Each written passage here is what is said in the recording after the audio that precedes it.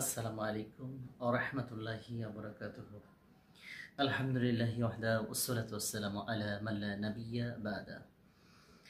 যারা জীবনের উপর একদম হতাশ হয়ে গিয়েছেন, অর্থাৎ সামনে আর কোনো উত্তরণের উপায় নেই, আশা ছেড়ে দিয়েছেন, আশাহত একদম, তাদের উদ্দেশ্যে আমার দুইটা বার্তা।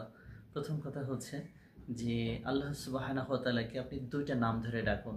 আপনি যত বড় বিপদগ্রস্ত হন না কেন, আপনার জন্য আল্লাহ সুবহানাহু ওয়া তাআলা রেডি আছেন আপনাকে হেল্প করবার জন্য।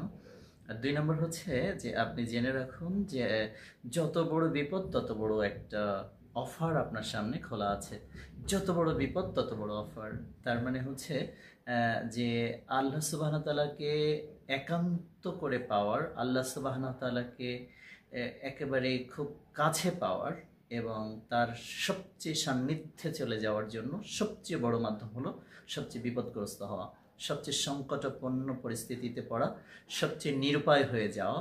এটা হচ্ছে আল্লাহ সুবহানাহু ওয়া তাআলাকে একান্তে পাওয়া এবং আল্লাহ তাআলাকে একেবারে আপন করে পাওয়ার সবচেয়ে নির্ভরযোগ্য মাধ্যম।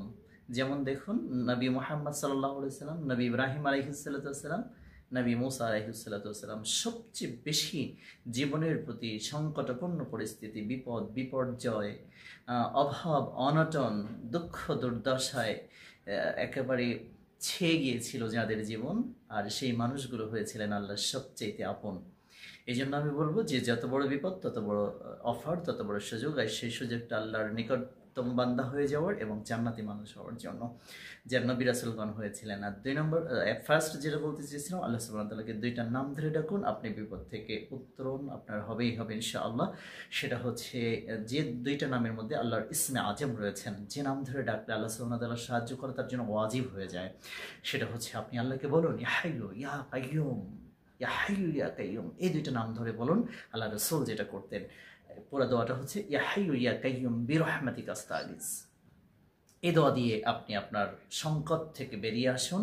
হতাশ নয়, হতবিহব্বল নয়, উল্টাপাল্টা বকা নয়, অধৈর্য হওয়া নয়, এই নাম ধরে আল্লাহকে ডাকুন। এবং দুই নম্বর হচ্ছে সবর করুন। তিন নম্বর হচ্ছে আল্লাহর নিকটবর্তী হওয়ার গুরুত্বপূর্ণ মাধ্যম পেয়েছেন বিপদগ্রস্ত হয়ে, এই জন্য আল্লাহর শুকরিয়া আদায় করুন। আসসালামু আলাইকুম ওয়া রাহমাতুল্লাহি ওয়া বারাকাতুহু।